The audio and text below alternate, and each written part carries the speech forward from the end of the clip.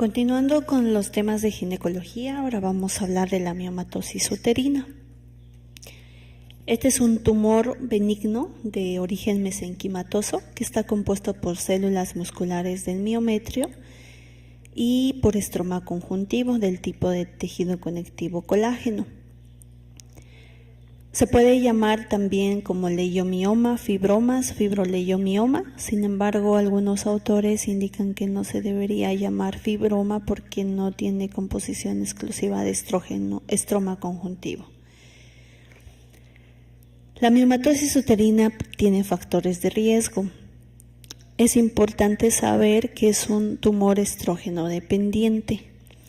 Por ende, los factores inductores para la aparición o crecimiento de estos miomas son la edad fértil, la menarca temprana, la menopausia tardía, debido a que hay una mayor exposición a estrógeno en cuanto a años. La raza negra y la historia familiar, se ha visto que hay diferencias genéticas en la producción o metabolismo de las hormonas. La obesidad también es un factor de riesgo porque hay mayor conversión de andrógenos a estrógenos por acción de la enzima aromatasa. El embarazo, si bien es un factor protector, al tener miomas antes del embarazo, este puede presentar degeneración roja cuando hay embarazo. En ese aspecto es como se la considera factor de riesgo. Y el síndrome de ovario poliquístico, donde hay anovulación, la acción antagonizada de estrógenos puede ser responsable de la aparición o crecimiento de los miomas. También hay factores protectores como ser la multiparidad, la menopausia. Recordar que es estrógeno dependiente el tumor, por ende al haber menopausia o muchas gestaciones, hay interrupción de la exposición crónica a estrógenos. El uso de anticonceptivos orales, también se ha visto que la exposición a estrógenos antagonizada por la progesterona.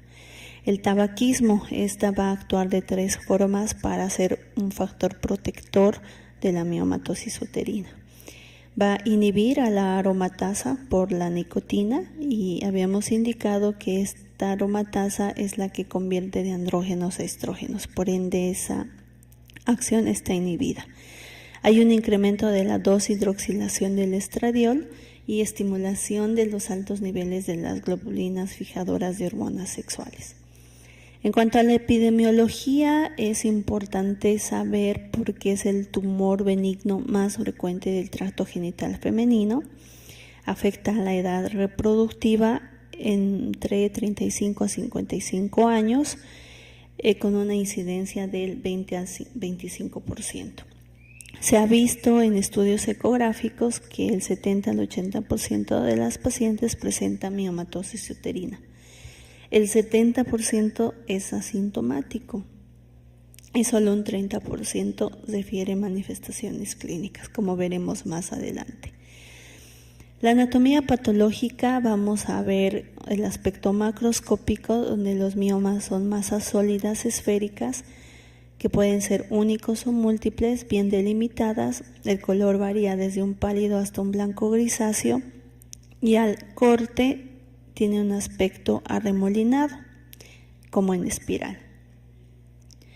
Con la consistencia va de firme elástica y no son encapsulados, pero sí presentan una pseudocápsula que va a separar del miometrio adyacente. La pseudocápsula es una delgada capa de tejido conectivo que se va a formar como reacción del tejido normal y el tamaño puede variar.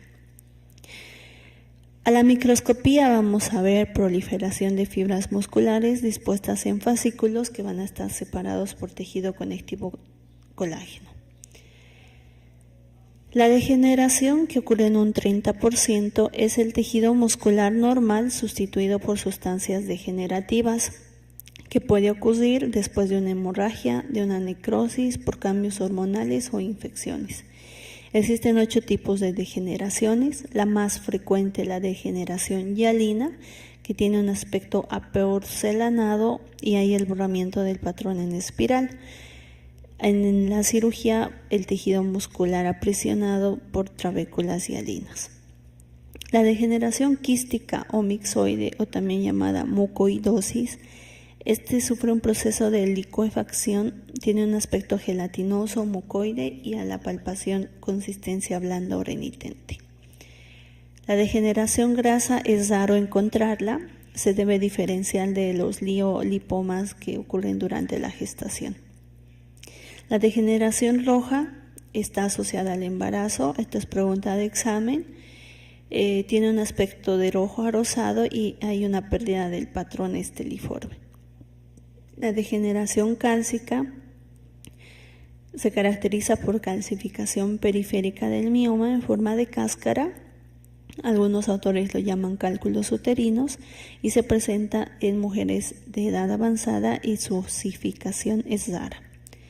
La degeneración infecciosa es infrecuente y está asociada a los miomas submucosos que han sufrido algún traumatismo, como por ejemplo un legrado uterino. La degeneración necrótica o necrobiosis aséptica, se produce por un trastorno circulatorio asociado a miomas pediculados y submucosos que van a predisponer a la infección. Y la degeneración sarcomatosa, que en menos del 1% se presenta. El libro de referencia habla de una degeneración atrófica que ocurre durante la menopausia o castración quirúrgica.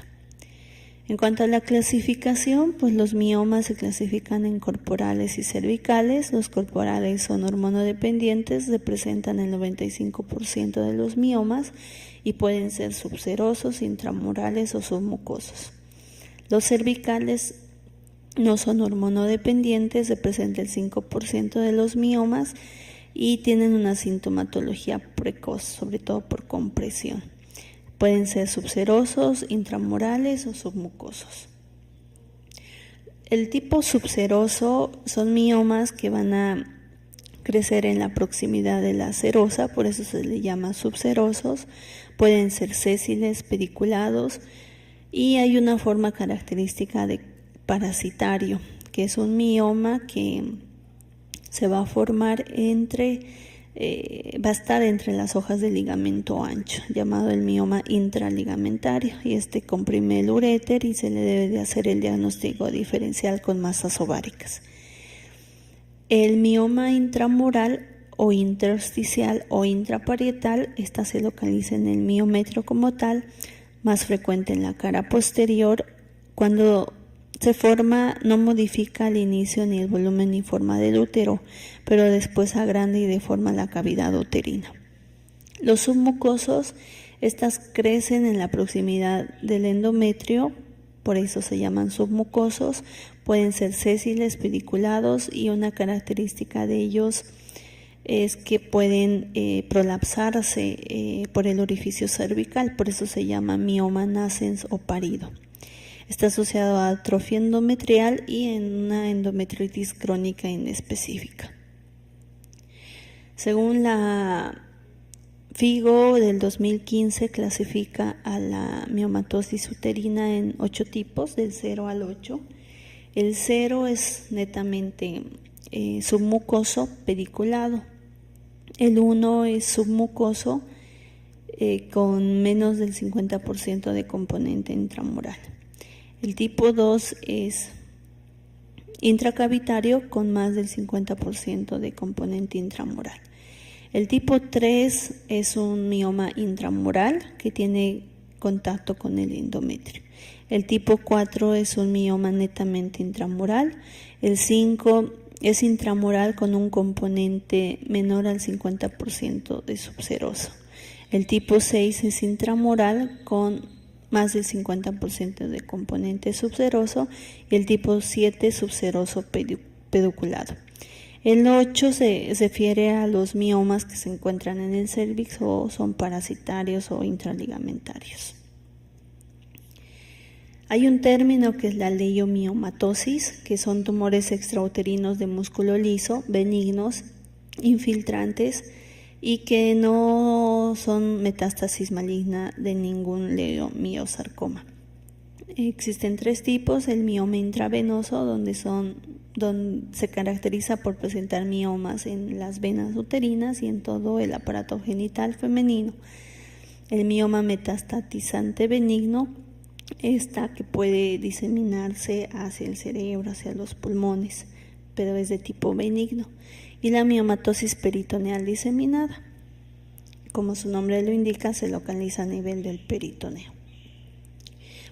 La miomatosis uterina también puede coexistir con otras lesiones, como ser procesos anexiales, pólipo mucoso, ovario poliquístico o endometriosis. En cuanto a sus manifestaciones clínicas, el 70% son asintomáticos y esto va a depender mucho del número, tamaño, localización y degeneración del mioma. El libro de referencia lo clasifica en síntomas locales y síntomas generales. En síntomas locales está el sangrado uterino anormal, los síntomas de tumoración pélvica, el dolor abdominal y la infertilidad. Y los síntomas generales, anemia cuando hay procesos de metrorragia o hipermenorreas, o un síndrome tóxico infeccioso cuando hay degeneración infecciosa asociada a miomas submucosos.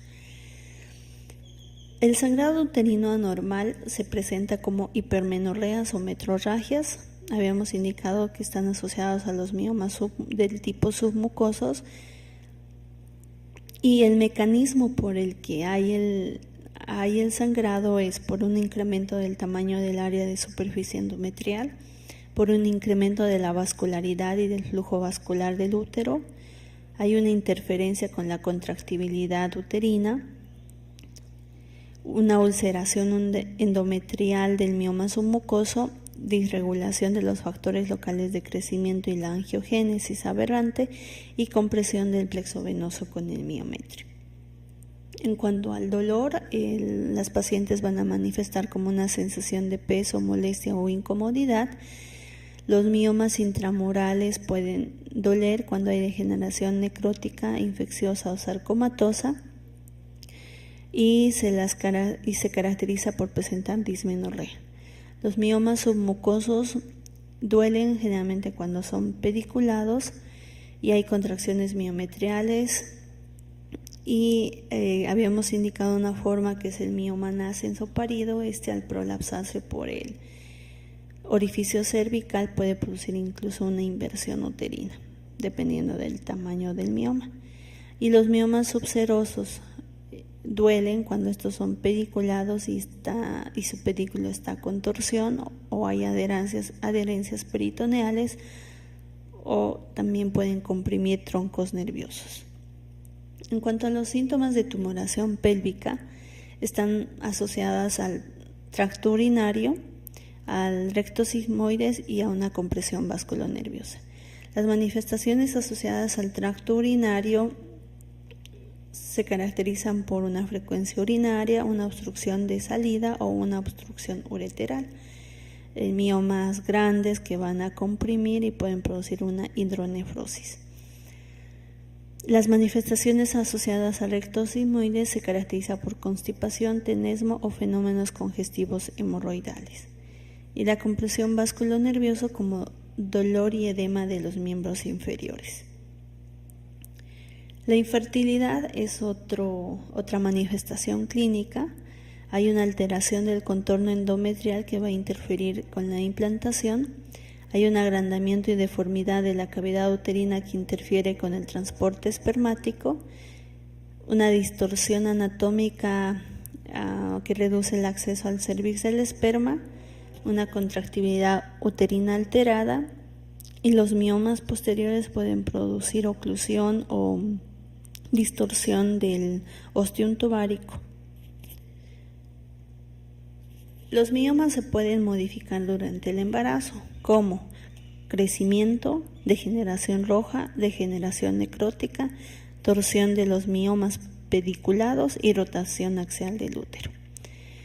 Habíamos dicho que los miomas van a influir en la función reproductora como infertilidad, sin embargo también pueden producir presentaciones anormales, como ser una presentación pélvica en un 35% o situación transversa. La ruptura prematura de membranas, inercia uterina, retención placentaria, hemorragia postparto y restos placentarios también son influencia del mioma sobre la función reproductora.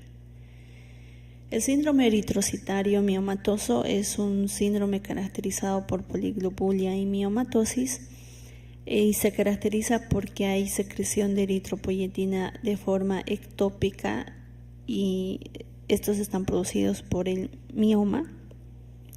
Va a interferir en el aporte sanguíneo de los riñones, determinando hipoxia renal y secundariamente produciendo eritropoyetina, y hay aparición de múltiples shunts arteriovenosos, lo cual va a interferir en la ventilación pulmonar. El síndrome de Rett es una enfermedad hereditaria que se caracteriza por múltiples miomas en la piel, como se observa en la figura, en el útero o en ambos, y se asocia al carcinoma de células renales. También pueden presentar anfiomiolipomas renales, quistes y carcinoma. El pseudosíndrome de Meigs está caracterizado por ascitis, derrame pleural y miomas ováricos que son benignos, y hay una discordancia entre la irrigación arterial y drenaje venoso linfático de los leiomiomas.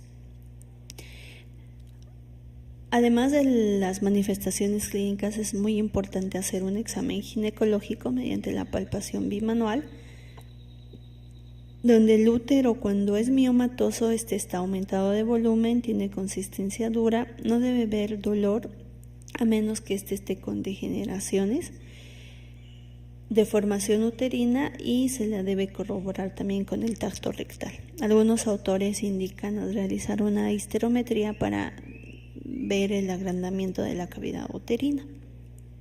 Sí, en caso de que los miomas son mucosos del tipo 0, cuando estén prolapsados por el orificio cervical, pues se puede observar el cervix dilatado e incluso ver al mioma en canal vaginal.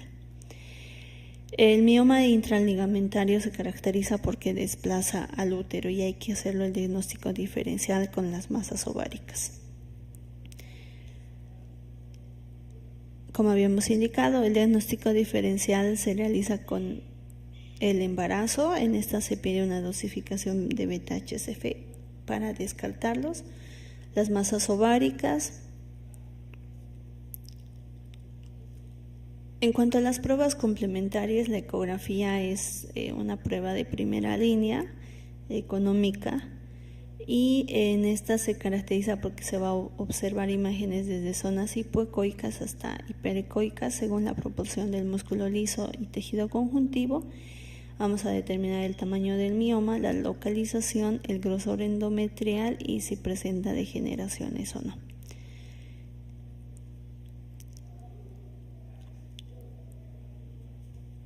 Otro estudio importante es la resonancia magnética, el cual nos va a determinar las características del mioma y sus relaciones, sobre todo cuando son miomas grandes que comprimen estructuras del aparato urinario o rectosigmoides para delimitar la zona. La histerosalpingografía se la usa en casos de mioma submucoso, donde va a haber una falta de relleno de cavidad. Sin embargo, el gold estándar para los miomas submucosos es la histeroscopía. En caso de que no exista este método, se le puede realizar una histerosalpingografía o histerosonografía. Y la biopsia endometrial para descartar malignidad en caso de mujeres en edad premenopáusica.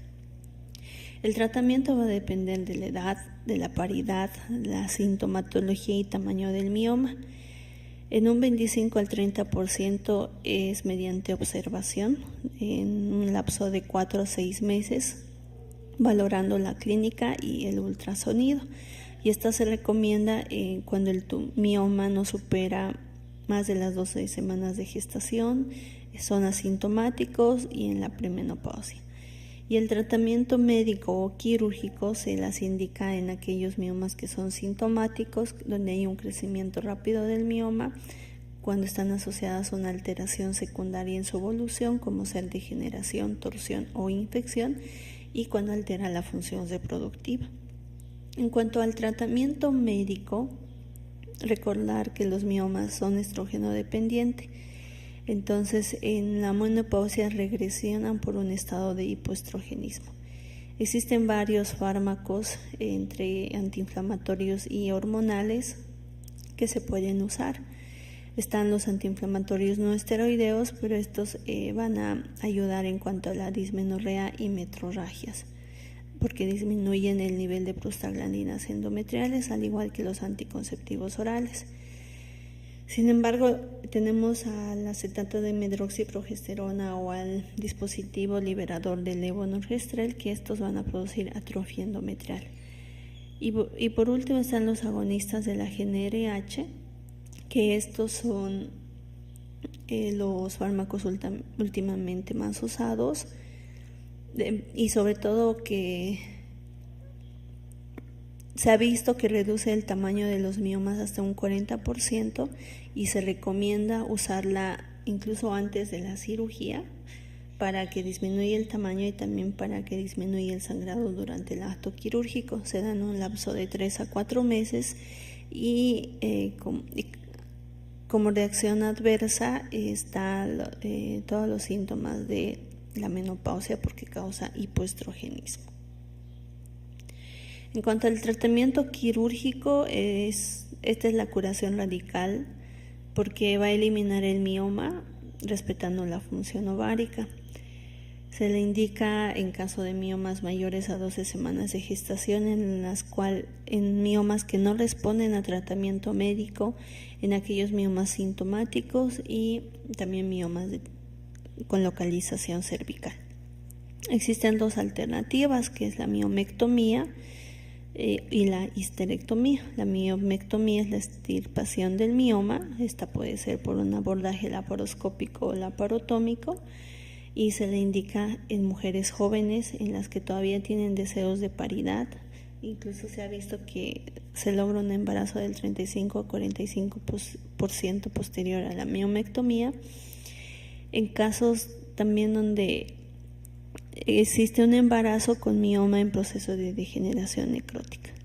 La histerectomía, este es un procedimiento radical donde hay extirpación del útero miomatoso, que puede ser por un abordaje vaginal, laparoscópico o abdominal, y esta se le indica en mujeres perimenopáusicas en las cuales ya no tienen deseos de paridad o hay múltiples miomas. Los miomas submucosos tienen otro tipo de tratamiento, que son mediante histeroscopía quirúrgica o realizando una ablación endometrial o un legrado uterino.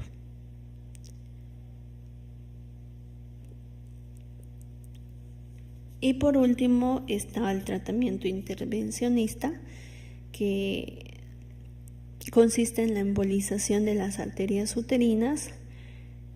Esta se debe realizar siempre y cuando haciendo una biopsia endometrial y descartar infecciones. Se introduce un catéter de angiografía en la arteria femoral y se avanza hasta llegar a las arterias uterinas bajo orientación fluoroscópica. En esta se administra microesferas de alcohol polivinílico de tipo sintético y va a producir una obstrucción del flujo sanguíneo del útero, por lo cual va a producir isquemia y necrosis. Se las indica en aquellas mujeres que ya no tienen deseos de paridad, y en algunas ocasiones puede dar el síndrome de posembolización, que dura de 2 a 7 días y está caracterizado por un dolor pélvico, náuseas, vómitos y febrícula. Gracias.